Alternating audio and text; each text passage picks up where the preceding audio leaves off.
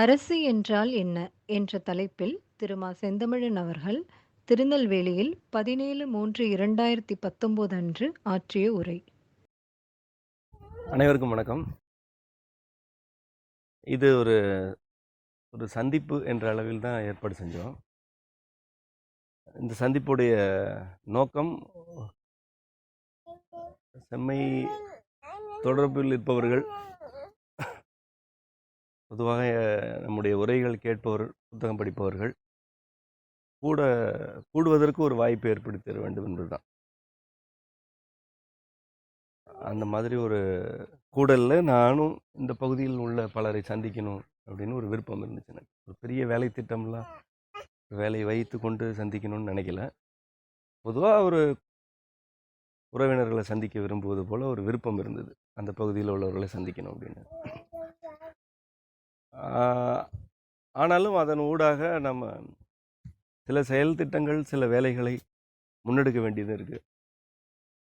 பொதுவாக எனக்கு ஏதாவது ஒரு செயல் திட்டத்தை முன்வைக்கலைன்னா எனக்கு அது ஒரு நிறைவடையாது. ஏதாவது ஒரு செயலாக மாறணும், ஒவ்வொரு சொல்லும் செயலாக மாறணும். செயலாக மாற வாய்ப்பு இல்லைன்னா அதை சொல்லாமல் இருக்கணும், வெறும் அரட்டையாக மாறிடக்கூடாது. ஒரு பேச்சு, உரை அல்லது ஒரு நூல் என்பது அரட்டையாகவோ யாரையும் தடவி கொடுக்கறதாவோ இருக்கக்கூடாது. ஒரு செயலாக மாறணும் என்பது நம்முடைய விருப்பம். அந்த வகையில் பல செயல்பாடுகள் இந்த நெல்லை பகுதிக்கு தேவைப்படுகிறது. பல செயல்பாடுகள் முன்னெடுக்கப்பட வேண்டியிருக்கு. இங்கே நாம் செம்மையிலேருந்து எந்த செயல்பாடுமே இங்கே முன்னெடுக்கவே இல்லை. அதுக்கு இன்னும் கொஞ்சம் காலமாகும்னு நான் நினைக்கிறேன். ஆனால் இப்போதைக்கு நாம் ஒரு அடிப்படையிலிருந்து செயல்பாடுகளை புரிந்து கொள்ள தொடங்கினா நல்லதுன்னு நினைக்கிறேன். ஒரு வாழ்வியல் மாற்றம் தேவை என்பதை நாம் தொடர்ந்து சொல்கிறோம், எழுதுகிறோம். எந்த வாழ்வியலை முன்னெடுக்க வேணும் என்பதை பற்றியும் நாம் அதையும் சொல்கிறோம். என்ன செயல்பாடு செய்யணும், என்ன செய்ய வேண்டாம்னு சொல்கிறோம். என்னுடைய அனுபவத்தில் வாழ்வியல் மாற்றம் தேவை என்றால், வாழ்வியல் மாற்றம் நிகழும்போது ஒரு தனிநபர்கள் அல்லது ஒரு சில தனி குடும்பங்கள் அந்த மாற்றத்தை முன்னெடுத்து செல்வது கடினமானதாக இருக்குது. சூழலுடைய அழுத்தம், தனிப்பட்ட முறையில் அவர்களுக்கு எழும் கேள்விகளுக்கான விடையின்மை, குழப்பங்கள், இவையெல்லாம் சேர்ந்து ஒரு மாற்றத்திற்கு பெரிய தடையாக இருக்குது. நாம் இந்த மாதிரியான தடைகளை எல்லாம் எளிதில் கடந்து செல்வதற்காகத்தான் மரபுக்கூடலே சென்னையில் தொடங்கினோம். மரபுக்கூடல் தொடங்கியதோடைய முக்கியமான நோக்கமே ஒத்த கருத்து உள்ளவர்களெல்லாம் ஓரிடத்தில் கூட வேண்டும், மாதம் ஒரு முறையாவது கூட வேண்டும் என்பது. பல இடங்களில் அவ்வப்பொழுது கூடல்கள் நிகழ்த்துவதே இதற்காகத்தான். அதுபோல் நெல்லை சீமையிலையும் இந்த பகுதி கன்னியாகுமரி வரைக்கும் என்று கூட நம்ம எடுத்துக்கலாம். விருதுநகர்லேருந்து கன்னியாகுமரி வரைக்கும் எடுத்துக்கலாம். அவ்வப்பொழுது இந்த பகுதியில் உள்ளவர்கள் கூடுவதை ஒரு வழக்கமாக வைத்து கொள்ளலாம் என்பது எனக்கு ஒரு விருப்பம். ஏதாவது ஒரு காரணம், ஏதாவது ஒரு தலைப்பு வைத்து நீங்கள் 2 மாதங்களுக்கு ஒரு முறையோ இல்லை மாதம் ஒரு முறையோ ஏதாவது ஒரு இடத்தில், நகரத்திலேயே கூட இருக்கலாம், எளிதில் வந்து செல்வதற்கான சூழலில் கூட நீங்கள் கூடுவது உங்களுடைய வாழ்க்கை மாற்றத்திற்கு அது துணையாக இருக்கும். ஒரு உடல்நலம் குறித்த சில கேள்விகள் எழும்பொழுது கூடலில் அதற்கு விடை கிடைக்கும். ஏற்கனவே கடைபிடிப்பவர்கள் அங்கு வருவார்கள்.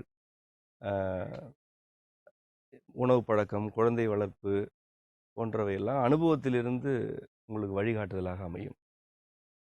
இன்னொன்று, உறவு மேம்படும். சந்திப்புகளின் பொழுது தான் உறவு மேம்படுகிறது, அதையும் நாம் பார்க்கிறோம். எல்லாமே கருவி வழி தொடர்பு உறவை மேம்படுத்தாது.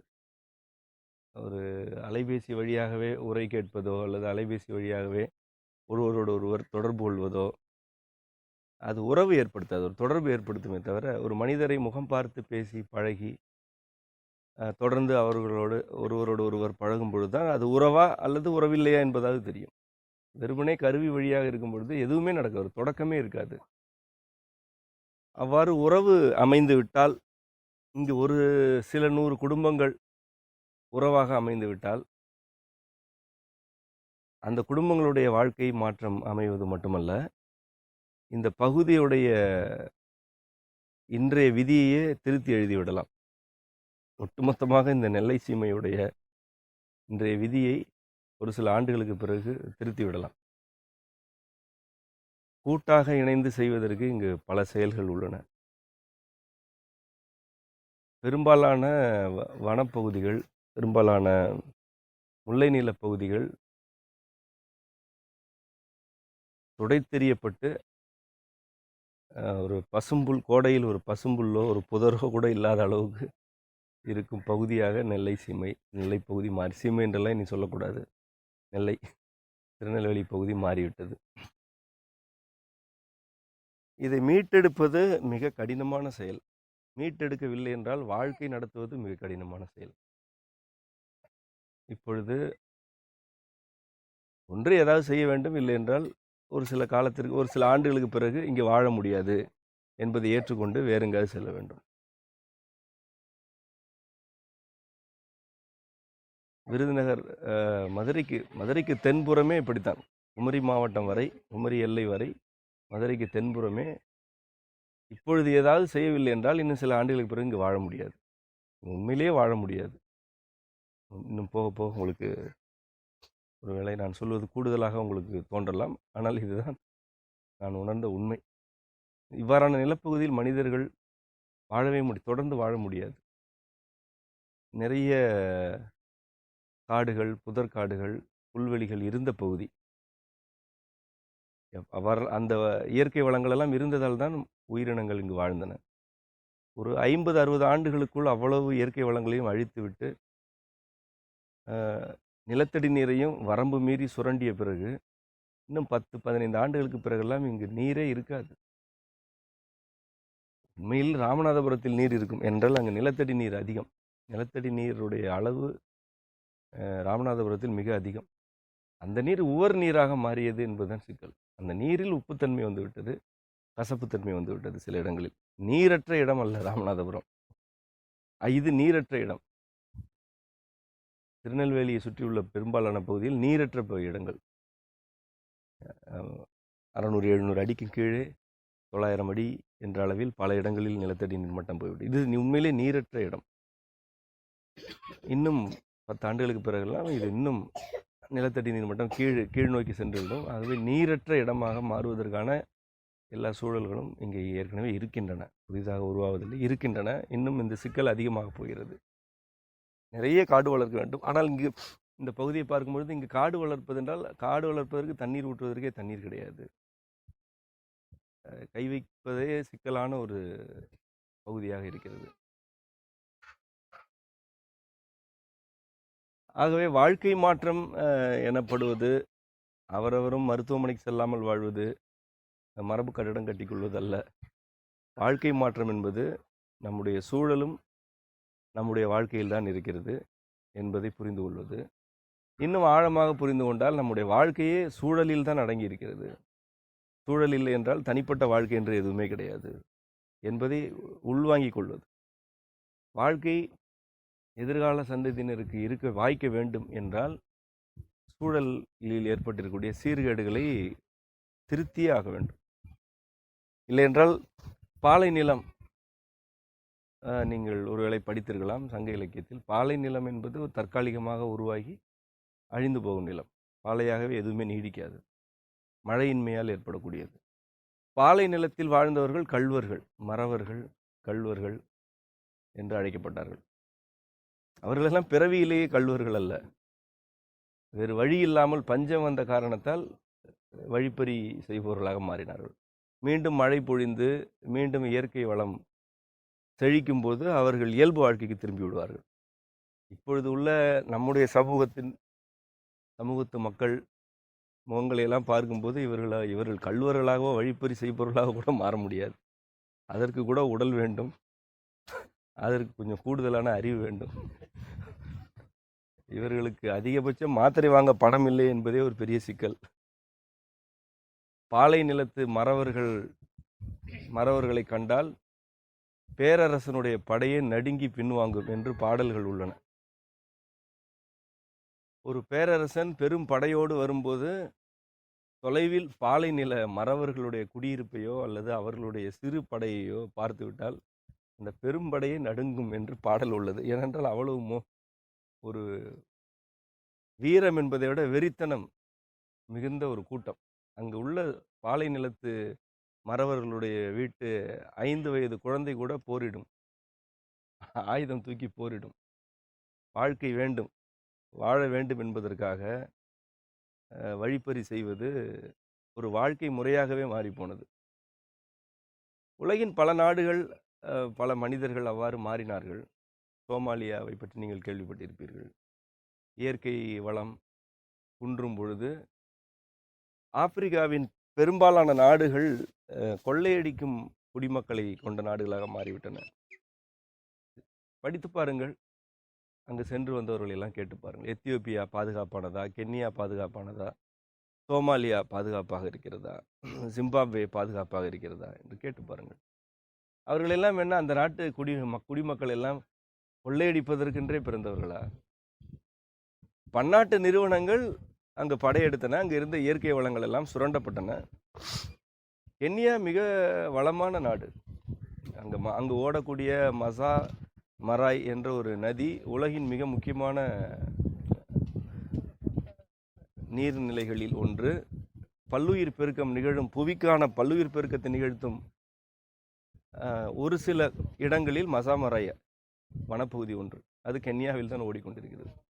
அந்த கென்யாவில் இயற்கை வளத்திற்கு பஞ்சம் கிடையாது. அந்த இயற்கை வளமெல்லாம் பெருநிறுவனங்களால் சுரண்டப்படுகின்றன. இன்றைக்கும் வைர சுரங்கங்களுக்காக, தங்க சுரங்கங்களுக்காக ஆப்பிரிக்கா கொள்ளையடிக்கப்பட்டது.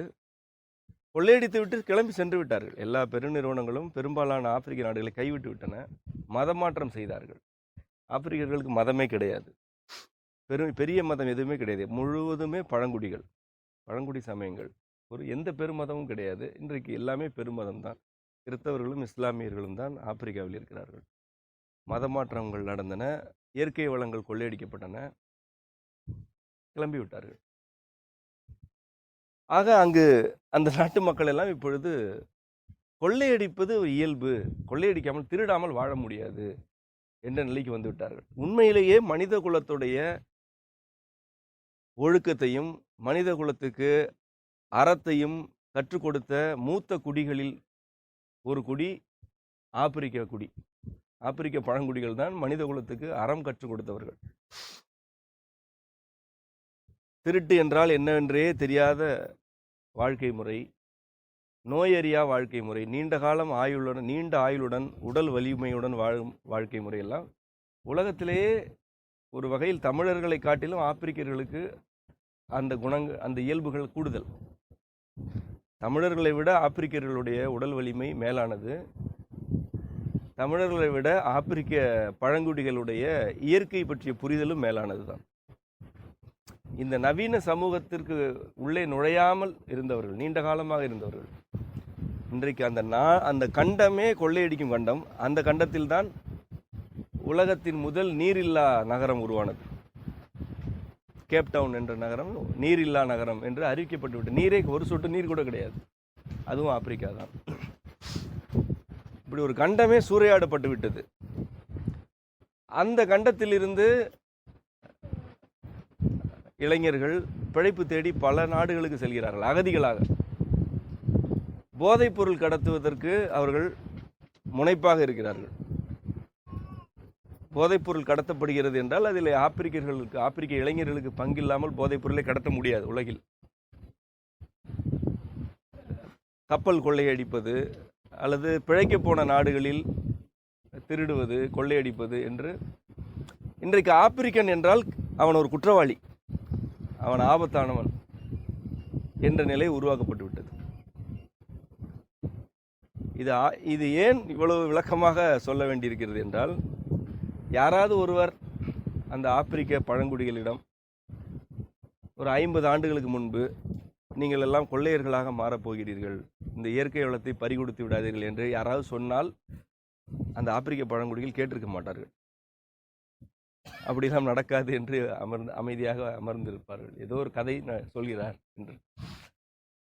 எதிர்காலத்தை பற்றிய ஒரு துளி புரிதலுமே இல்லாமல், சூழலை பற்றிய உள்வாங்குதல் இல்லாமல், கண்ணெதிரே கொள்ளையடிக்கிறார்கள், அதை கண்டும் காணாமல் இருப்போம், அல்லது நமக்கு என்ன பணம் வேண்டுமோ அதை வாங்கிக் கொள்வோம் என்று இருந்ததன் விளைவை ஒரு கண்டமே அனுபவித்துக் கொண்டிருக்கிறது. அங்கு இனிமேல் குழந்தை பிறந்தால் என்ன, பிறக்கவில்லை என்றால் என்ன? எய்ட்ஸ் நோய் எங்கே இருக்கிறது, அதிகமாக இருக்கிறது என்றால் ஆப்பிரிக்காவில் இருக்கு, ஆப்பிரிக்க கண்டத்தில் இருக்கிறது. சத்து பற்றாக்குறையால் குழந்தைகள் அதிகமாக இறந்து போகும் நாடுகள் எங்கே இருக்கின்றன என்றால் ஆப்பிரிக்கா கண்டத்தில் இருக்கின்றன. உணவே இல்லாமல் குழந்தைகளும் முதியவர்களும் இறந்து போகும் நாடுகள் எங்கே இருக்கின்றன என்றால் ஆப்பிரிக்க கண்டத்தில் இருக்கின்றன.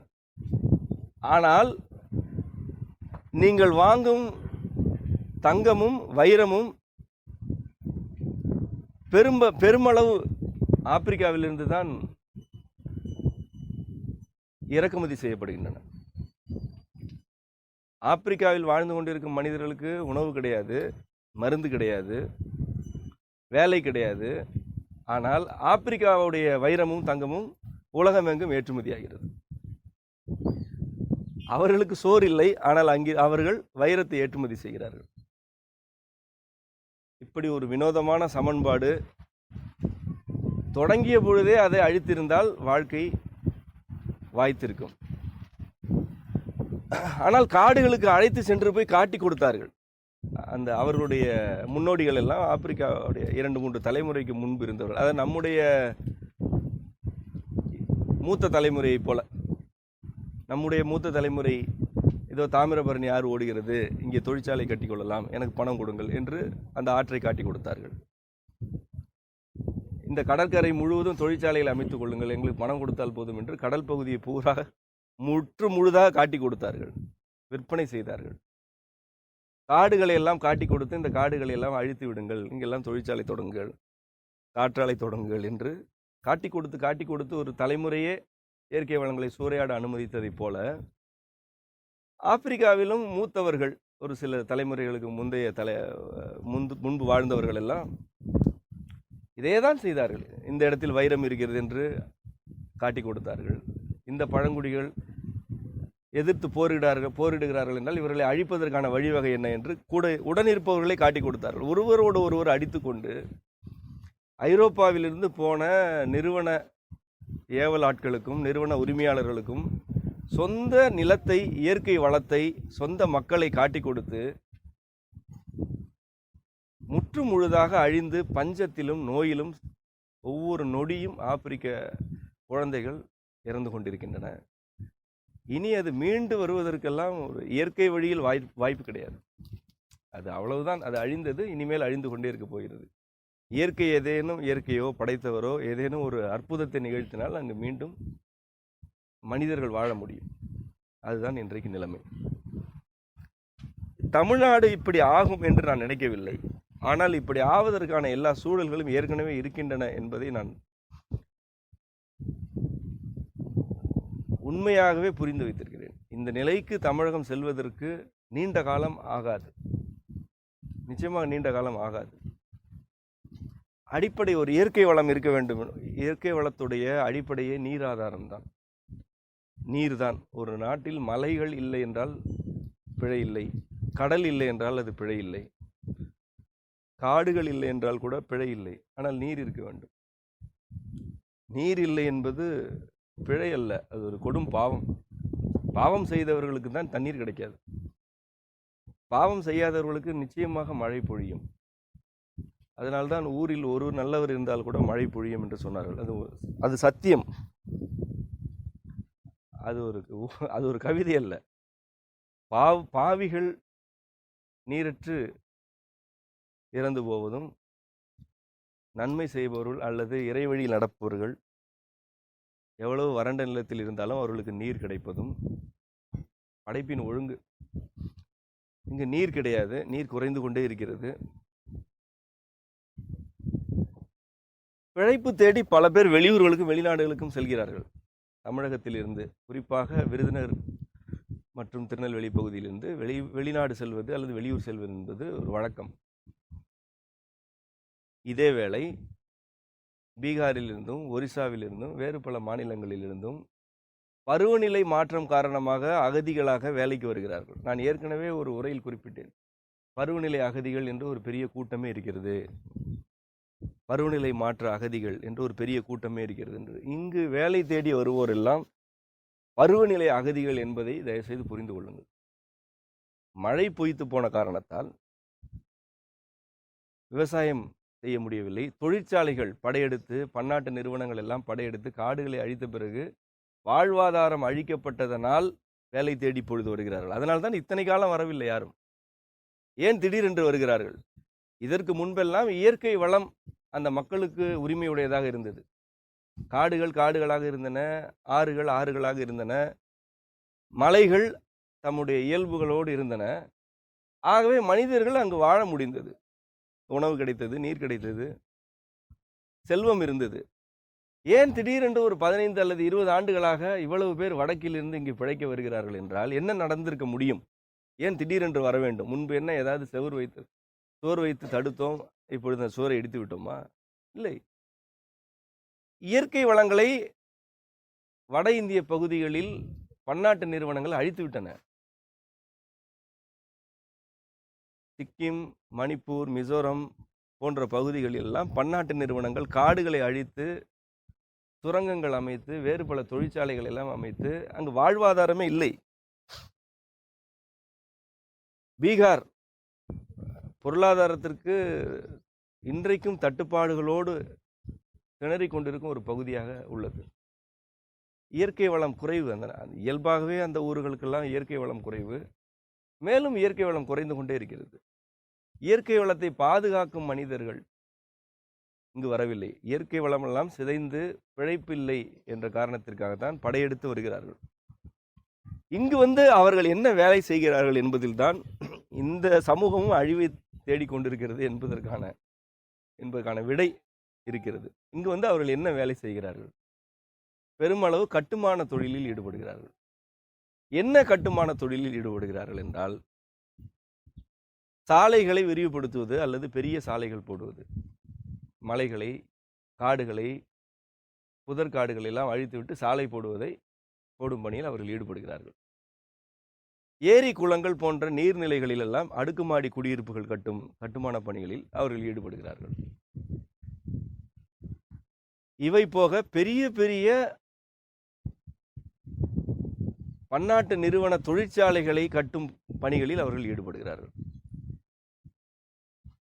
என்ன நடக்கிறது என்றால், அவர்களுடைய நிலம் எப்படி சூறையாடப்பட்டதோ அப்படி இந்த நிலம் சூறையாடப்படுகிறது. தங்களுடைய நிலத்தையும் அவர்கள் பாதுகாக்கவில்லை, தங்களுடைய நிலத்தை பறிகொடுத்து விட்டார்கள். இப்பொழுது இந்த நிலம் பறிகொடுக்கப்படுகிறது அல்லது இந்த நிலத்தை இங்கு உள்ளவர்கள் பலி கொடுக்கிறார்கள். அந்த பலியிடுதலுக்கு அவர்கள் வந்து பணி செய்கிறார்கள், அதற்கு பணம் வாங்கிக் கொள்கிறார்கள். சொந்த ஊரையும் அழித்து விட்டு வந்த ஊரையும் அழிப்பதற்கு வேலை செய்கிறார்கள். நிச்சயமாக இது அவர்களுக்கு புரியாது. இதை புரிந்து கொள்பவர்களாக இருந்தால் தன்னுடைய ஊரை காப்பாற்றி இருப்பார்கள். அவர்களை பொறுத்தவரை இங்குதான் சம்பளம் அதிகம் கிடைக்கிறது, இங்குதான் பணம் கிடைக்கிறது, இங்குதான் வேலை கிடைக்கிறது என்பதை தாண்டி அவர்களால் புரிந்து கொள்ளவே முடியாது. இங்குள்ள மக்களோ ஊரில் வேளாண்மை பொய்த்து விட்டது என்று, மழை இல்லை, ஆறுகளில் நீர் இல்லை, கிணறு வற்றி போய்விட்டது என்று சொல்லி வெளியூருக்கு வேலைக்கு செல்கிறார்கள். வடக்கில் இருந்தோ வாழ்வாதாரத்தையே இழந்து விட்டோம் என்று கூட்டமாக இங்கு வருகிறார்கள். இன்னும் 10 ஆண்டுகள் கழித்து இந்த போக்கு எந்த இடத்தை வந்து அடையும் என்று நீங்கள் கற்பனை செய்வது உண்டா? உங்கள் கண்ணெதிரே இவையெல்லாம் நடக்கின்றன. அவ்வளவு பேரை தாங்குவதற்கு இங்கு மடி உண்டா? அவ்வளவு பேருக்கு கொடுப்பதற்கு நீர் உண்டா? எத்தனை பேர் வந்தாலும் வரவேற்க வேண்டும், உணவளிக்க வேண்டும், அன்பு செலுத்த வேண்டும். இருந்தால் தானே கொடுப்பது. இருப்பதைத்தானே கொடுக்க முடியும். இவ்வளவு பேருக்கு இங்கு கொடுப்பதற்கு நீர் உண்டா? வேலை, நியாயமான வேலை உண்டா? இவ்வளவு பேர் கொடுப்பது நியாயமான வேலை உண்டா? இந்த கட்டுமானங்கள் எல்லாம் இப்படி பெருகி கொண்டே போனால் மிச்சம் மீதி இருக்கும் ஆறுகளும் அழிந்து போகாதா? நிலத்தடி நீர் முற்றிலும் அழிந்து போகாதா? அதன் பிறகு இந்த பிழைக்கு வந்த கூட்டம் இன்னொரு நாட்டை தேடி போய்விடும். பன்னாட்டு முதலாளிகளும் இந்த நாட்டை கைவிட்டு விட்டு வேறு நாட்டுக்கு சென்று விடுவார்கள். இங்குதான் சம்பளம் அதிகம் கிடைக்கிறது என்று வருகிறார்கள் அல்லவா, இவர்களுக்கு இந்த நாட்டின் மீது பற்றும் கிடையாது, பாசம் கிடையாது, சொந்த நாட்டின் மீதே கிடையாது. அதனால் தானே அந்த நாட்டை, தன்னுடைய தாய் நாட்டை திருத்தாமல் மாற்றி அமைக்காமல் இங்கு வருகிறார்கள். ஆக பெருமுதலாளிகளும் இங்கிருந்து புறப்பட்டு விடுவார்கள், பிழைக்க வந்தவர்களும் இங்கிருந்து புறப்பட்டு விடுவார்கள். இந்த மண்ணின் மைந்தர்கள் எங்கு செல்வது, எங்கு செல்வதாக நினைக்கிறீர்கள்? எங்கு செல்லலாம் என்று ஏதாவது திட்டம் இருக்கிறதா? எங்குமே செல்ல முடியாது. இன்னும் 10 ஆண்டு கழித்தெல்லாம் எங்குமே செல்ல முடியாது. எல்லா நாடுகளுமே இயற்கை வளங்களை இழந்து தன்னுடைய குடிமக்களுக்கே உணவும் நீரும் கொடுக்க முடியாமல், குறிப்பாக நீர் கொடுக்க முடியாமல் தள்ளாடி கொண்டிருக்கின்றன. இந்த நிலையில் ஏதேனும் செய்து சூழலை மாற்றி அமைக்கவில்லை என்றால் உண்மையிலேயே வாழ முடியாது, உண்மையிலேயே வாழ்க்கை நடத்த முடியாது. நீர் கிட்டத்தட்ட தனியார் நிறுவனங்களுக்கு ஒரு சில சட்டங்களின் வழியாக ஒப்படைக்கப்பட்டு விட்டது. ஒவ்வொரு சட்டமாக அறிமுகப்படுத்துவார்கள். தேர்தல் முடியும் வரை பேச மாட்டார்கள். தேர்தல் முடிந்த பிறகு யார் வந்தாலும் தேர்தல் முடிந்த பிறகு தண்ணீர் சட்டம் நடைமுறைக்கு வந்துவிடும். ஏற்கனவே அந்த சட்டம் இயற்றப்பட்டு விட்டது, அது இன்னும் நடைமுறைக்கு அறிவிக்கவில்லை. தேர்தல் நேரத்தில் செய்ய மாட்டார்கள். முடிந்த பிறகு புரட்சிகரமான திட்டம் போல் எந்த கட்சி ஆட்சிக்கு வந்தாலும் அல்லது ஒரு கோமாளி ஆட்சிக்கு வந்து அமர்ந்தாலும், யாருக்குமே பெரும்பான்மை இல்லை என்று ஒரு கோமாளியை தூக்கி அமர வைத்தாலும் கூட அந்த கோமாளியும் அந்த தண்ணீர் சட்டத்தை நடைமுறைப்படுத்துவார். அவ்வாறான சட்டங்கள் எல்லாம் நடைமுறைக்கு வரும்பொழுது நீர் மீதான நம்முடைய உரிமையே நம்மிடமிருந்து போய்விடும். அது எப்படி நடக்கும் என்றால், இப்பொழுது உங்களுக்கு அரசு தண்ணீர் தருகிறது, தண்ணீர் தர வேண்டும் என்றாவது நீங்கள் கேட்கிறீர்கள், அவர்கள் ஒரு பதிலாக சொல்கிறார்கள். அந்த சட்டம் நடைமுறைக்கு வந்த பிறகு ஒரு குடும்பத்தில் எத்தனை பேர் இருக்கிறீர்கள், உங்களுடைய தண்ணீர் தேவை என்ன என்பதை நீங்கள் சொல்ல வேண்டும். ஒரு குடும்பத்திற்கு, ஒரு மனிதருக்கு எவ்வளவு தண்ணீர் தேவை என்று அவர்கள் ஒரு கணக்கு வைத்திருக்கிறார்கள்.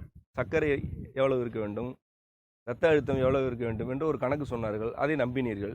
இப்பொழுது அடுத்தது தண்ணீர் எவ்வளவு குடிக்க வேண்டும் என்று ஒரு கணக்கு சொல்கிறார்கள், வைத்திருக்கிறார்கள். சட்டம் வரும்போது தெரியும். ஒரு குடும்பத்திற்கு இவ்வளவு தண்ணீர் தேவை, இவ்வளவு தண்ணீர் உங்களுக்கு தருகிறோம், இதற்கு மேல் கூடுதலாக நீங்கள் பயன்படுத்தினால் கட்டணம் செலுத்த வேண்டும் என்று சொல்வார்கள். இதை நீங்கள் எதிர்த்தால் அந்த சட்டத்தை எதிர்ப்பதாக பொருள் அல்ல, இந்தியாவே எதிர்ப்பதாக பொருள். அதற்கு வேறு பொருளே கிடையாது. அது எந்த கட்சியாக இருந்தாலும், இந்த சட்டத்தை நடைமுறைப்படுத்தும் எவராக இருந்தாலும், இந்த சட்டத்தை நான் எதிர்க்கிறேன் என்று நீங்கள் சொல்லும்பொழுது நீ தேச துரோகி என்று தான் சொல்வார்கள். இப்பொழுதுதான் சொல்கிறார்கள் என்று இவர்கள் மீது மட்டும் தயவுசெய்து கோபப்படாதீர்கள். இதற்கு முன்பு இருந்தவர்களும் அப்படித்தான் சொன்னார்கள், இதற்கு பின்பு வரப்போகிறவர்களும் அதைத்தான் சொல்வார்கள். இவ்வளவுதான் தண்ணீர் பயன்படுத்த வேண்டும் என்ற வரையறையை வகுத்துவிட்ட பிறகு நீங்கள் அதை நிராகரிக்க முடியாது. ஏனென்றால் தண்ணீர் உங்களிடம் இல்லை. நீங்கள் என்ன நினைப்பீர்கள் என்றால், நான் நிலத்தடியில் இருந்து எடுத்துக்கொள்கிறேன், என்னுடைய வீட்டில் நிலத்தடி நீரை நான் எடுத்துக்கொள்கிறேன் என்று நினைப்பீர்கள். நிலத்தடி நீரை கண்காணிப்பதற்கும் நிலத்தடி நீரை பாதுகாப்பதற்கும் என்று ஒரு சட்டம் வந்துவிட்டது. அந்த சட்டத்தை தான் நான் குறிப்பிட்டேன். இன்னும் அவர்கள் அறிவிக்கவில்லை, அது செய்தியாக வந்துவிட்டது. தனியார் தொழிற்சாலைகள், வேறு பல தொழிலகங்கள், சிறு தொழிலகங்கள், இது போன்ற தொழிலகங்களுக்கெல்லாம் ஒழுங்குமுறை, அது ஒரு நாளைக்கு எவ்வளவு நிலத்தடி நீர் எடுக்க வேண்டும் என்ற ஒழுங்குமுறை. வேளாண்மைக்கு விதிவிலக்கு அளிக்கப்பட்டிருக்கிறது. இப்பொழுது வேளாண்மைக்கு அதுக்கு விதிவிலக்கு, எவ்வளவு வேளாண்மைக்காக நீங்கள் எவ்வளவு நிலத்தடி நீரும் எடுத்துக்கொள்ளலாம் என்பது இப்பொழுது அந்த சட்டம் சொல்கிறது. ஆனால் இந்த அரசியலை புரிந்து கொண்டவர்கள் தெரியும், அடுத்து அவர்கள் கை வைக்க போகும் இடமே வேளாண்மை தான் என்று. ஒரு சட்டத்தை கொண்டு வரும் பொழுது பொதுமக்கள் கடுமையாக எதிர்க்கும் நிலையில் அந்த சட்டத்தை அறிமுகப்படுத்தக்கூடாது. தொழிற்சாலைகளுக்கு கட்டுப்பாடு விதிக்கிறோம் என்றால் பொதுமக்கள் எல்லாம் கைத்தட்டுவார்கள். அந்த சட்டத்தை பற்றி பொதுமக்களே ஆதரவாக பேசுவார்கள், ஒரு கருத்து உருவாகிவிடும். அதன் பிறகு இது வேளாண்மைக்கும் பொருந்தும் என்று சொல்லும் பொழுது பொதுமக்கள் எதிர்க்க முடியாது. நீங்கள் தானே பாராட்டினீர்கள், அதை நீங்களே பாராட்டிய சட்டத்தை நீங்களே எப்படி எதிர்க்கலாம் என்று. உடனடியாக அப்படி கொண்டு வர மாட்டார்கள். பெரிய 50 ஏக்கர் வைத்திருப்பவர்களுக்கு பொருந்தும் என்பார்கள். அதன் பிறகு 10 ஏக்கர் வைத்திருந்தால் பொருந்தும் என்பார்கள். அதன் பிறகு நீங்கள் எவ்வளவு வேண்டுமானாலும் நீர் எடுத்துக்கொள்ளுங்கள், குறிப்பிட்ட அளவுக்கு மேல் சென்றால் கட்டணம் செலுத்த வேண்டும் என்று சொல்வார்கள். அதையும் உடனடியாக நடைமுறைப்படுத்த மாட்டார்கள். நீங்கள் செலுத்தும் கட்டணத்தை மானியமாக உங்கள் வங்கி கணக்கில் போட்டு விடுகிறோம். உங்களுடைய விவசாயத்திற்கு 5000 ரூபாய்க்கு தண்ணீருக்கு செலவு செய்கிறீர்கள் என்றால் 3000 ரூபாயை அரசே உங்களுக்கு செலுத்திவிடும் என்று சொல்வார்கள். நன்கு நினைவில் வைத்துக் கொள்ளுங்கள். அவர்கள் எல்லா ஒடுக்குமுறை சட்டங்களையுமே இப்படித்தான் நடைமுறை கொண்டு வருவது. எடுத்த எடுப்பிலேயே உங்களிடம் இனிமேல் நிலத்தடி நீர் எடுக்கக்கூடாது என்று சொல்வதற்கெல்லாம் இங்கே யாருமே அவ்வளவு முட்டாள் கிடையாது. உங்களிடம் எப்படி நடந்து கொள்ள வேண்டும் என்று அவர்களுக்கு நன்கு தெரியும். நிலத்தடி நீரை அரசு கண்காணிக்கும், நிலத்தடி நீரை தனியார் நிறுவனங்களிடம் ஒப்படைக்கும் என்று பேசுவதே குற்றம்.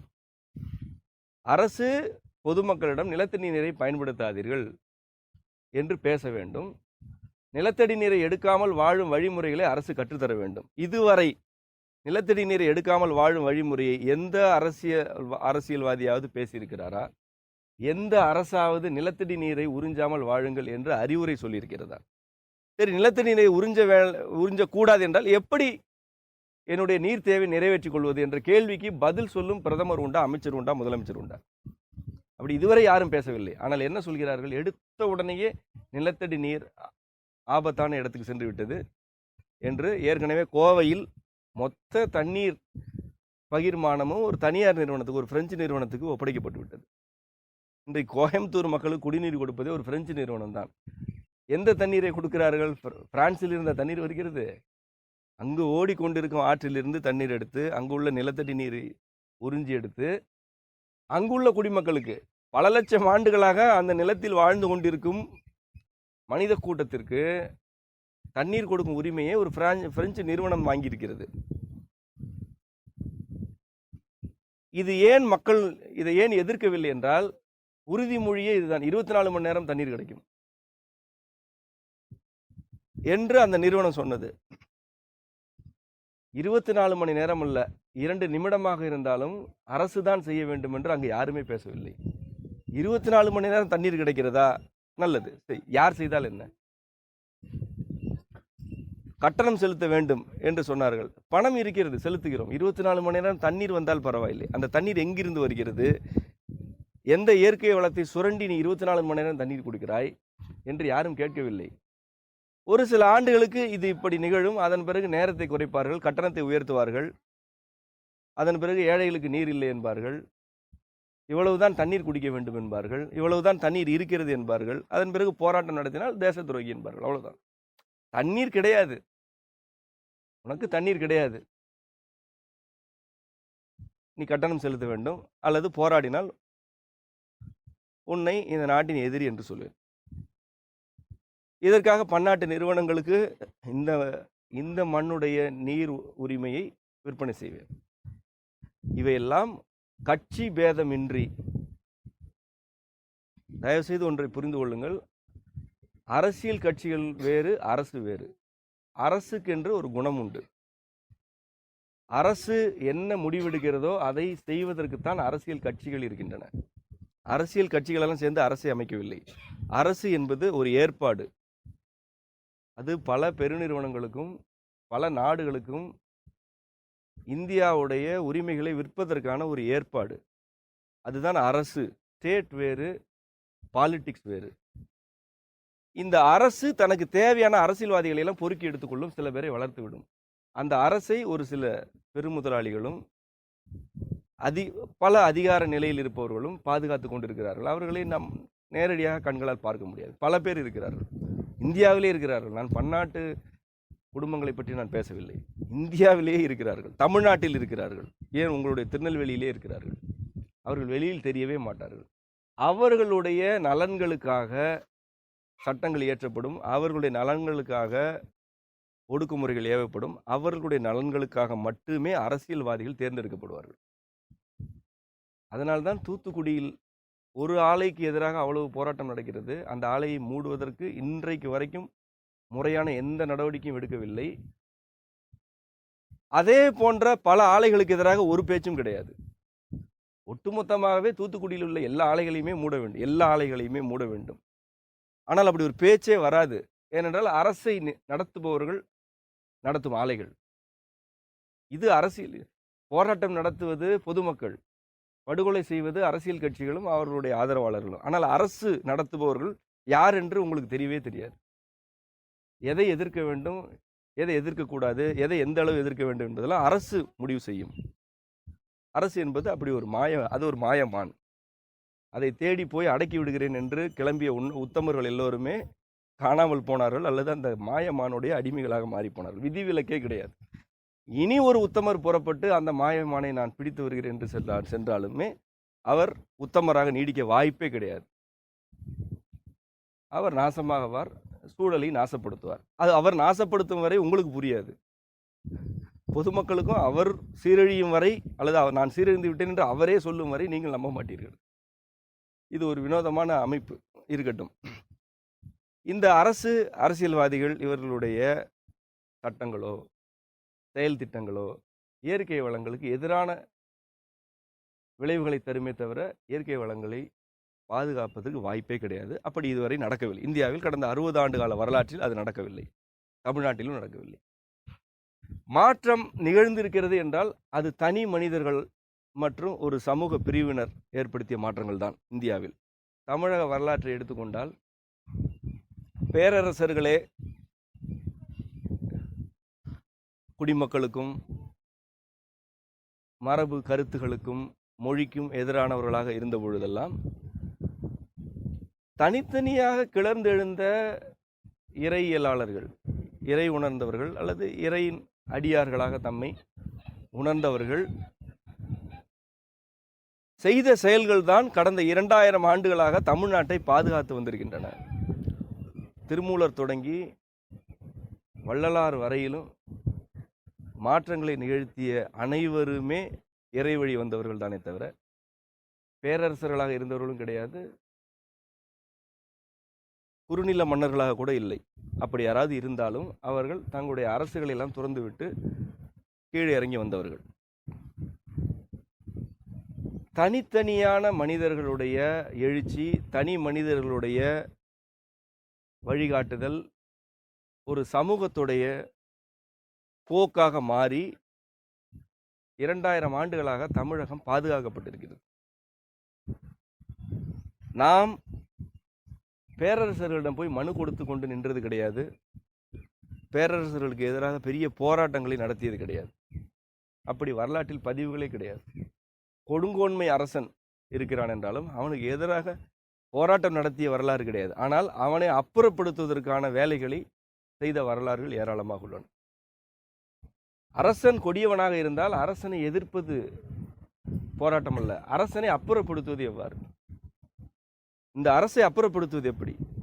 அரசு என்பது சமூகத்தின் தேவைக்காக உருவானது தானே தவிர சமூகத்தை ஒடுக்குவதற்காக உருவானதில்லை என்பதுதான் இதன் அடிப்படை கருத்து. எப்பொழுது சமூகம் தன்னை ஒழுங்குபடுத்திக் கொள்கிறதோ அப்பொழுது அரசு தன்னை ஒழுங்குபடுத்திக் கொண்டே தீர வேண்டும். இல்லை என்றால் அந்த அரசு நீடிக்காது, அந்த அரசு தூக்கி எறியப்படும். நிச்சயமாக தேர்தல் முறையில் எந்த அரசையும் நீங்கள் அரசியல்வாதிகளை மாற்றிக்கொண்டிருப்பீர்கள். நான் சொல்வது அரசு என்பதை பற்றி. எந்த அரசியல்வாதி வந்தாலும் அரசு ஒன்றுதான். அந்த அரசை ஒன்று செயல்பட வைக்க வேண்டும், இல்லை என்றால் அப்புறப்படுத்த வேண்டும். இந்த இரண்டுமே நிகழவில்லை என்றால் அரசுக்கும் எங்களுக்கும் உறவில்லை என்பதை தெளிவுபடுத்திவிட வேண்டும். அரசு எங்களுடைய சமூகத்திற்கு பொருத்தமற்றது, நாங்கள் அரசை சார்ந்து இருக்கவில்லை, அரசு சாராமல் நாங்கள் இருப்போம் என்பதை நிலைநாட்ட வேண்டும். இன்றைக்கு நாம் இருக்கும் நிலை அந்த 3வது நிலை. மனு போடுவது, போராட்டம் நடத்துவது ஒரு நிலை வரை பயனளிக்கும். ஒரு நிலை வரை அடிப்படை மாற்றங்களை போராட்டங்கள் வழியாகவோ அல்லது வேண்டுகோள் வழியாகவோ தேர்தல் வழியாகவோ நிகழ்த்தவே முடியாது. எந்த எதிர்ப்பும் அமைதி வழி எதிர்ப்பு அல்லது கிளர்ந்து எழுந்து எதிர்ப்பது என்பதெல்லாம் அரசின் இயல்பை மாற்றவே மாற்றாது. நீங்கள் கடுமையாக கத்தினால் ஒரு சட்ட திருத்தத்தை கைவிட்டு விடுவார்கள், அவ்வளவுதான். மீண்டும் பொறுமையாக அந்த சட்டத்தை மீண்டும் கொண்டு வந்து விடுவார்கள், மீண்டும் நடைமுறைப்படுத்துவார்கள். மீண்டும் பல லட்சம் பேர் ஒன்று கூடி சத்தம் போட்டால் அந்த சட்டம் கைவிடப்படுகிறது என்பார்கள். ஆனால் மீண்டும் வேறு வடிவத்தில் கொண்டு வருவார்கள். ஏனென்றால் அரசு என்பது உங்களுக்கு பதில் சொல்பவர்களே அல்ல. அரசு நடத்துபவர்கள் உங்களை சந்திக்கவில்லை, அவர்கள் யார் என்று உங்களுக்கு தெரியாது, உங்களுடைய கேள்விகளை கண்டு அவர்களுக்கு பயமே கிடையாது. நீங்கள் சந்திப்பவர்கள் எல்லோருமே அவர்களுடைய ஏவலாட்களை, நீங்கள் முற்றுகையிடும் கார்கள் அரசு நடத்துபவருடைய ஏவலாட்களுடைய கார்களை முற்றுகையிடுகிறீர்கள். நீ என்றைக்காக இருந்தாலும் என்னிடம் ஓட்டு கேட்க வர வேண்டும் என்று பேசுவது ஏவலாட்களை பற்றி. அந்த ஏவலாட்களே 500 கோடி 1000 கோடி வைத்திருக்கிறார்கள். நீங்கள் ஏவலாட்களை சந்திப்பது, அவர்களுக்கு எதிராக போராட்டம் நடத்துவது அரசு நடத்துபவர்களை அசைக்காது. அவர்களுக்கு இந்த செய்திகள் கூட போய் சேருமா என்று தெரியவில்லை. அவ்வளவு பாதுகாப்பு, உச்சகட்ட பாதுகாப்பு அரசு நடத்துபவர்களுக்கு இருக்கிறது. உச்சகட்டமாக உண்மையிலேயே பாதுகாப்பாக இருக்கிறார்கள். அவர்களை ஒன்றுமே செய்ய முடியாது, போராட்டங்கள் வழியாக செய்ய முடியாது. ஆனால் அவர்களுடைய வலிமை எது என்பதை புரிந்து கொண்டவர்கள் மிக குறுகிய காலத்தில் ஆணிவேர் அறுக்கப்பட்டு பட்டு போய் விழும் ஒரு பெரிய மரம் போல அவர்களை சாய்த்து விட முடியும். எவ்வளவு பெரிய வலிமையான அமைப்பும் அது வீழ்ச்சி அடைவதற்கான ஒரு காரணத்தை வைத்திருக்கும். வீழ்ச்சி அடைவதற்கான காரணம் இல்லாமல் ஒரு அமைப்பு வளர வாய்ப்பே கிடையாது. பகை வெல்வது எப்படி, அது பகை வெல்லல் என்பது என்ன என்பதை பற்றி எனக்கு பல கேள்விகள் எழுந்தது உண்டு. பல கேள்விகள், பகைமை பற்றி, எதிர்ப்பு பற்றி, போராட்டம் பற்றி. போராட்டங்கள் ஒரு நிலைக்கு மேல் பலனளிக்காது என்று நான் பேசுகிறேன் என்றால், போராட்டங்களை பற்றியும் எதிர்ப்பு அரசியல் பற்றியும் நிறைய புரிந்து கொண்டு நிறைய உணர்தல்களை பெற்றவன் என்ற முறையில் தான் பேசுகிறேன். நான் போராட்டங்களிலிருந்து ஒதுங்கியவன் அல்ல. கடந்த 6-7 ஆண்டுகளுக்கு முன்பு வரை என்னுடைய வாழ்க்கையின் பெரும்பகுதி போராட்டங்கள், ஆர்ப்பாட்டங்களால் நிறைந்ததுதான். ஆகவே எனக்கு அவை புதிதல்ல. நிறைய உணர்தல்கள் வழியாக போராட்டங்களை பற்றி நான் புரிந்து கொண்டேன். இங்கே என்ன நடக்கிறது, சமூக அரசியல் மட்டுமல்ல, இயற்கையில் எது போராட்டம், இயற்கையில் எது எதிர்ப்பு என்பதையெல்லாம் உணர்ந்து, சில உணர்தல்கள் வழியாகத்தான் இந்த அளவு தெளிவோடு உங்களிடம் பேசுகிறேன்.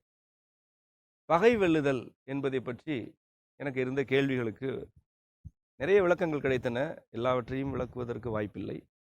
சுருக்கமாக, செறிவாக எனக்கு கிடைத்த ஒரு உணர்தலை பதிவு செய்வது உங்களுக்கும் பொருந்தும் என்று நினைக்கிறேன். தனிமனித வாழ்க்கைக்கும் பொருந்தும், இயற்கையின் உறுப்புகளுக்கும் பொருந்தும், அரசுக்கும் பொருந்தும், எவ்வளவு பெரிய அதிகார மட்டத்தில் இருப்பவருக்கும் அது பொருந்தும்.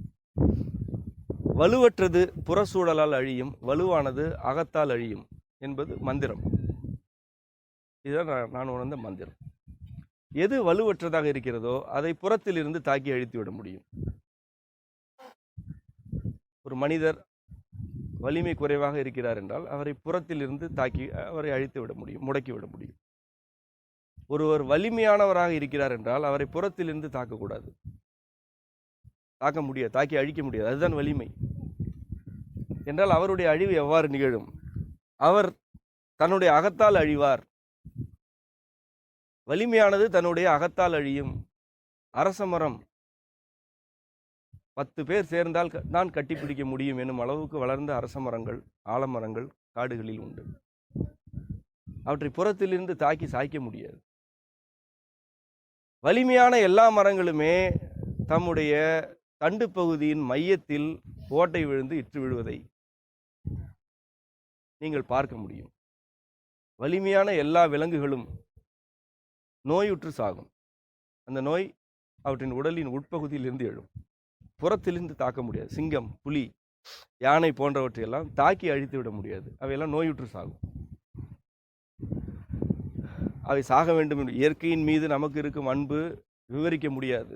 சில சான்றுகள் சொல்லி உங்களுக்கு புரிய வைப்பதற்காக அவற்றை கூறினேன். படைப்பின் ஒழுங்கு என்ன என்பதை நான் உணர்ந்த மந்திரம் இது. இதுதான் படைப்பின் ஒழுங்கு என்று உணர்த்தப்பட்டது. இப்படித்தான் படைத்திருக்கிறேன்.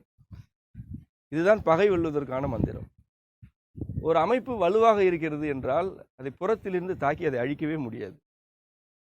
அதன் அகத்தை சிதைக்க வேண்டும். அதன் அகத்தில் என்ன இருக்கிறது? இந்த சமூகத்திற்கான முடிவுகளை எடுக்கும் அரசு அகத்தில் எதை வைத்திருக்கிறது? இந்த அகத்தில் யார் இருக்கிறார்? நீங்கள் தான் இருக்கிறீர்கள். அரசு என்னும் கட்டமைப்பு தன்னுடைய உடலுக்குள் நுண்ணுயிரிகளாக உங்களைத்தான் வைத்திருக்கிறது. நீங்கள் ஒத்துழைக்க மறுந்தால் அது ஒரு நாளில் அழிந்துவிடும். மாறாக அந்த கட்டமைப்பை எதிர்த்து நீங்கள் போரிட்டால் நீங்கள் உங்களை நீங்களே சிதைத்துக் கொள்வதாக பொருள். ஏனென்றால் அரசு என்னும் கட்டமைப்புக்கு தனியாக உடல் கிடையாது, நீங்கள் தான் அந்த உடலே. நீங்கள் ஒத்துழைக்க மறுத்துவிட்டால்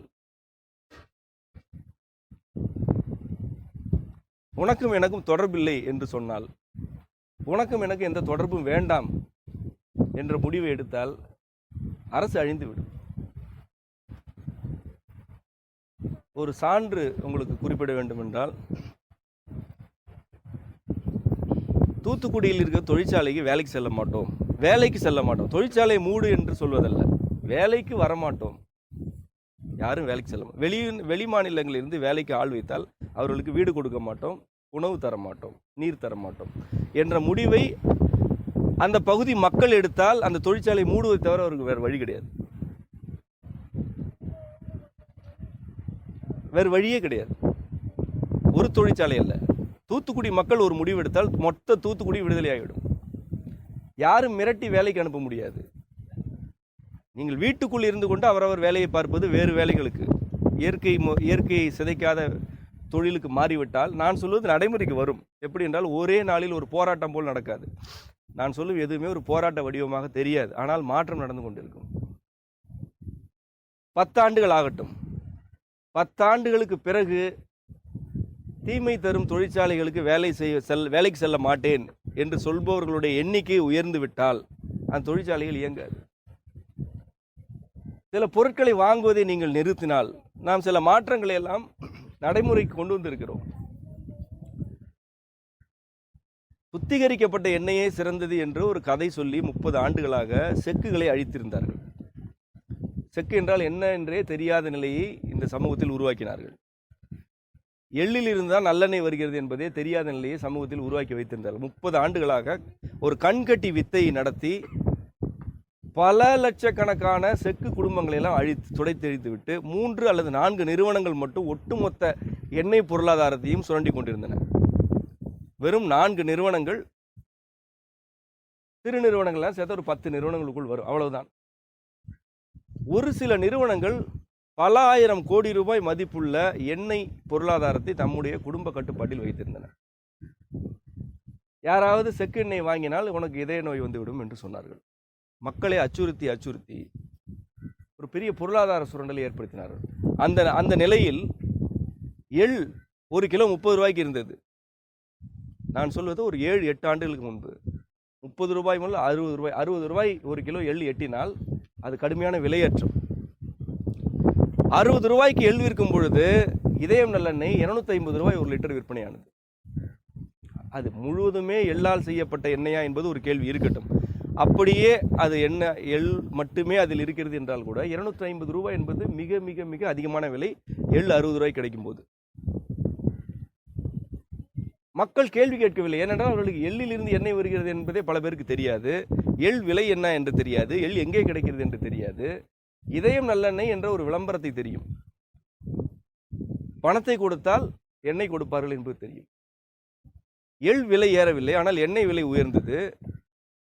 செக்குகள் எல்லாம் அழிந்து போயின. எண்ணெய் தரங்கெட்டதாக இருந்ததால் விளம்பரம் செய்யப்பட்ட எண்ணெய், சுத்திகரிக்கப்பட்ட எண்ணெய் என்று விளம்பரம் செய்யப்பட்ட எண்ணெய், பல வகையான தாவர எண்ணெய்கள் தரங்கெட்டவையாக இருந்ததால் மக்கள் கூடுதலாக நோயாளியானார்கள். நான் பல முறை கேட்டிருக்கிறேன், இதய நோயாளிகளுடைய எண்ணிக்கை அதிகமானதே நீங்கள் சுத்திகரிக்கப்பட்ட எண்ணெயை அறிமுகப்படுத்திய பிறகுதானே. அதற்கு முன்பு இவ்வளவு இதய நோயாளிகள் இல்லை என்று. மக்களுக்கு நோய் வந்தது, பொருளாதாரம் இழந்தார்கள், விவசாயிகள் எள் பயிரிடுவதை குறைத்து கொண்டார்கள் விலை இல்லை என்பதற்காக. நானே அதற்கு ஒரு சாட்சி. எள் அறுவடை செய்து கொண்டு மூட்டை கட்டி கொண்டு சந்தைக்கு போனால் கிலோ 30 ரூபாய், கொஞ்சம் தரக்குறைவாக இருந்தால் 25 ரூபாய் 20 ரூபாய்க்கு எடுப்பார்கள். 200 கிலோ எடுத்து சென்றால் ஒரு 4000 ரூபாய் 5000 ரூபாயோடு திரும்புவதற்கு ஏன் 4 மாதங்கள் உழைக்க வேண்டும்? எவ்வளவு உழைப்பு, ஆள் கூலிக்கு கூட கட்டுப்படியாகாது. எள் அவ்வளவுதான் விளையும். மானாவாரி எள் ஒரு ஏக்கரில் பயிரிட்டால் கூட, மானாவாரியாக பயிரிட்டால் 100 கிலோ 200 கிலோ தான் வரும். நீர் ஊற்றி பாசனம் செய்தால்தான் கூடுதலாக விளையும். இப்படி நிலக்கடலை விலையேற்றமே கிடையாது, விலையே கிடைக்காது, நிலக்கடலைக்கு விலையே கிடைக்காது. ஒரு பருப்பு, 1 கிலோ பருப்பு 45 ரூபாய் அதே காலகட்டத்தில். இப்படி 2 எண்ணெய் வித்துகளையும் விலை குறைவாக வைத்து விவசாயிகளிடமிருந்து சுரண்டி மோசமான எண்ணெயை உற்பத்தி செய்து மக்களை நோயாளிகளாக்கி கோடி கோடியாக பல ஆயிரம் கோடி ரூபாய் பணத்தை கொள்ளையடித்துக் கொண்டு சில நிறுவனங்கள் இருந்தன. செக்கு எண்ணெய் தான் சரியானது என்பதை நாம் பேச தொடங்கி, எழுத தொடங்கி, அது மட்டுமல்ல, இந்த சுத்திகரிக்கப்பட்ட எண்ணெய் எவ்வளவு மோசமாக தயாரிக்கப்படுகிறது, எவ்வளவு கலப்படம் நடக்கிறது இதிலே என்பதை பற்றியெல்லாம் நிறைய பேர் எழுதினார்கள். நானும் கூட விகடன் தொடரில் அதை பற்றி விளக்கமாகவே எழுதினேன். மோசமான எண்ணெய், நீங்கள் அதை வாங்கவே கூடாது என்பதை மக்களுக்கு புரிய வைத்த பிறகு செக்கு எண்ணெய்கள் மீண்டும் வரத் தொடங்கின. இன்றைக்கு தமிழ்நாட்டுடைய எண்ணெய் சந்தையின் கணிசமான பகுதி நம்முடைய கட்டுப்பாட்டில் இருக்கிறது. நம்முடைய என்றால் சமூகத்தின் கட்டுப்பாட்டில் இருக்கிறது. இன்றைக்கு 1 கிலோ எள் 110 ரூபாய், 1 கிலோ எள் 110 ரூபாய் விற்கிறது. விவசாயிகள் மகிழ்ச்சியோடு விற்பனை செய்கிறார்கள். ஒரு 10 நிறுவனங்கள் மட்டும்தான் எள் கொள்முதல் செய்யும் என்ற நிலை இருந்த பொழுது விலையேற்றமே கிடையாது. ஊருக்கு ஊர் செக்கு வந்த பிறகு போட்டி போட்டுக்கொண்டு வாங்குகிறார்கள். 1 கிலோ 110 ரூபாய்க்கு விற்பனை ஆகிறது. நல்லெண்ணெய் 250 ரூபாய், 280 ரூபாய்க்கு நியாயமான விலையில். இவர்கள் 7-8 ஆண்டுகளுக்கு முன்பே 280 ரூபாய்க்கு விற்பனை செய்தார்கள். இன்றைக்கே 280 ரூபாய்க்கு 1 கிலோ எள் 100 ரூபாய்க்கு வாங்கினால் கூட நல்லெண்ணெய் 250 ரூபாய்க்கு, 280 ரூபாய்க்கு விற்பனை செய்கிறார்கள். விலை நியாயமாக இருக்கிறது, பொருள் தரமாக இருக்கிறது, அந்த பொருளாதாரம் விவசாயிகளுக்கு செல்கிறது. செக்கு தொழிலில் ஈடுபட்டு இருப்பவர்கள் எல்லாருமே நம்ம ஊர்க்காரர்கள் தான், நம்முடைய சமூகத்தவர், பெருநிறுவனங்கள் கிடையாது. பொருளாதாரம் பல ஆயிரம் கோடி ரூபாய் பொருளாதாரம் இப்பொழுது நம்மிடமே புழங்கி கொண்டிருக்கு. நம்மிடம் இருக்கிறது. அந்த பல ஆயிரம் கோடி எங்கே இருக்கிறது? நம்மிடம்தான் இருக்கிறது.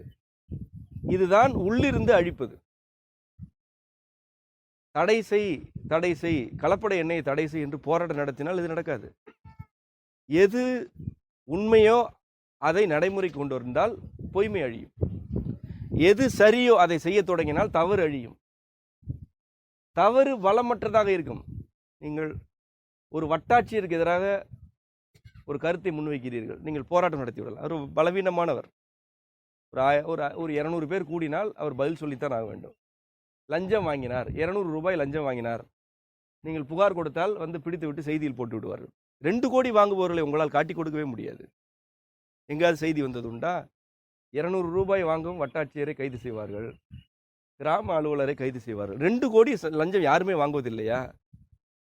எங்க லஞ்ச ஒழிப்புத்துறைக்கு சொல்லி பாருங்கள், நான் 2 கோடி ரூபாய் லஞ்சம் கேட்டிருக்கிறார் இந்த அமைச்சர், நான் கொடுக்க போகிறேன் என்று வந்து நிற்பார்களா என்ன? விசேஷ மருந்து தடவிய 2 கோடி ரூபாய் நோட்டை உங்களிடம் கொடுத்து விட்டு மறைந்திருந்து தாவி பிடிப்பார்களா? வலுவற்றவர்களை புறத்திலிருந்து தாக்குவதும் வலுவானவர்கள் அகத்தில் இருந்து அழிவதும் படைப்பின் ஒழுங்கு. ஆக இந்த அரசு என்னும் கட்டமைப்பு சிதைவுற வேண்டும் என்றால் அதுக்கு நீண்ட நெடிய காலமெல்லாம் ஆகாது. மிக குறுகிய காலத்தில் அது விழுந்துவிடும். அதுதான் மரபு வாழ்க்கை முறை என்ற கொள்கையில் நாம் முன்வைக்கும் எல்லா கருத்துகளும் இந்த விளைவையும், இது நம்முடைய நோக்கம் அல்ல, ஆனால் இந்த விளைவும் ஏற்படத்தான் செய்யும். குடிநீர், மழைநீரே குடிநீராகும் பொழுது, நம்முடைய மரபு வழிப்பட்ட நீர்நிலைகளை நாம் முறையாக பாதுகாக்கும் பொழுது, நாமே பாதுகாத்து நீர் பெருக்கத்தை ஏற்படுத்தும் பொழுது, அழிந்து போன காடுகளுக்கெல்லாம் புத்துயிர் கொடுத்து காடுகளை எல்லாம் மீண்டும் பெருகச் செய்யும் பொழுது, கல்வி முறையை நமக்கு நாமே உருவாக்கி கொள்ளும் பொழுது, மருத்துவத்திற்கு நிறுவனங்களை சாராமல் இருக்கும் பொழுது, அரசு என்னும் உடல் நோயுற்று கிடக்கிறது என்று பொருள். நாம் முன்வைக்கும் எல்லா கருத்துகளுமே அரசு எனும் உடலுக்கு நோய் கொடுக்கும் கருத்துகள். அதை தெரிந்துதான் செய்கிறோம், நன்கு புரிந்து கொண்டுதான் அப்படி செய்து கொண்டிருக்கிறோம். நாம் தான் இந்த உடலின் நுண்ணுயிரிகள் என்றால் நாம் கிருமிகளாகத்தான் மாற வேண்டும். இந்த உடலுக்கு கிருமியாக மாறினால்தான் இந்த உடலை அழிக்க முடியும். இந்த உடலை வெளியில் இருந்து நாமே தாக்கி கொண்டிருந்தால் நம்முடைய வீட்டை நாமே இடிக்கிறோம் என்று பொருள். இந்த உடல் சிதைந்து போக வேண்டும். இந்த உடல் சிதைகிறது என்றால் இன்னொரு உடல் வரும். ஒரு மரம் சிதைகிறது என்றால் கரையான் புற்று கட்டுகிறது என்று பொருள். எதுவும் எங்கும் போக இந்த வடிவத்தை மாற்ற வேண்டும். நாம் நம்முடைய வாழ்க்கை முறையை மாற்றி அமைப்பதன் வழியாக அரசியல் என்னும் மாய விளையாட்டை போகிற போக்கில் தூக்கி வீசிவிட முடியும். புதிய போலிகளை எல்லாம் வளர்த்தெடுக்காமல் இருக்க முடியும். அரசு கட்டமைப்பை ஒன்றுமில்லாததாக, ஒன்றுமற்றதாக, வலுவற்றதாக முடக்கி போட முடியும். இவற்றையெல்லாம் செய்வதற்கு தேவை மரபு வழி வாழ்க்கை முறை மாற்றம். அதை ஏன் மரபு வழி என்று சொல்கிறேன் என்றால், நம்முடைய மரபு வாழ்வியலே அரசுகள் சமூகத்தை சார்ந்திருக்க வேண்டும் என்பதுதான். ராஜராஜ பெருஞ்சோழனாக இருந்தாலும் அவன் சமூகத்தை சார்ந்துதான் இருந்தான். அவனை சார்ந்து சமூகம் இல்லை. அவனும் அப்படி விரும்பவில்லை. சமூகத்தை சார்ந்து அரசர்கள் இருக்க வேண்டுமே தவிர அரசனை சார்ந்து சமூகம் இருக்கக்கூடாது. சமூகம் நிலையானது. அரசர்கள் வருவார்கள், போவார்கள். இன்றைக்கு இந்த அரசு இருக்கும், நாளைக்கு இன்னொரு அரசு இருக்கும். இதுதான் அரசர்கள் காலத்திலேயே நம்முடைய மரபு. குடி உயர கோன் உயர்வான் என்றுதான் சொன்னார்கள். கோன் உயர்ந்து குடியை உயர்த்துவான் என்று சொல்லவில்லை.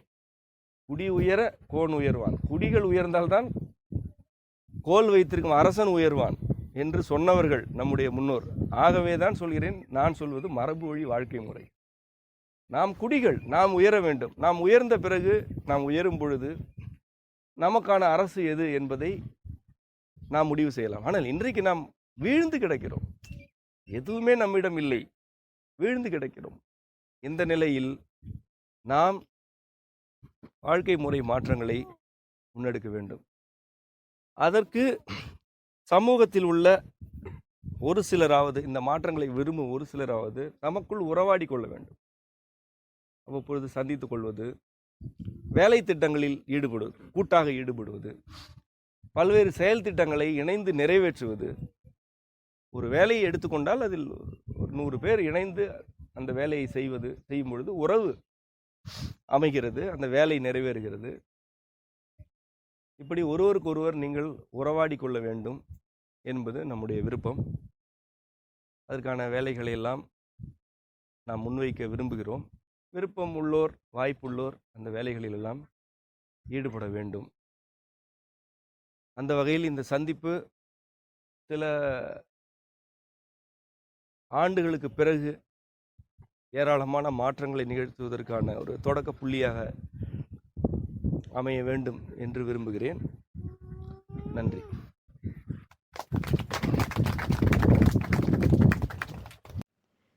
செம்மை கருத்துகளிலும் செயல்பாடுகளிலும் விருப்பமுள்ளோர் செம்மை செயல்பாடுகள் பற்றிய தகவல்களை www.semmaivanam.org என்ற இணையதளத்திலும் செம்மை வனம் என்ற முகநூல் பக்கத்திலும் அறிந்து கொள்ளலாம்.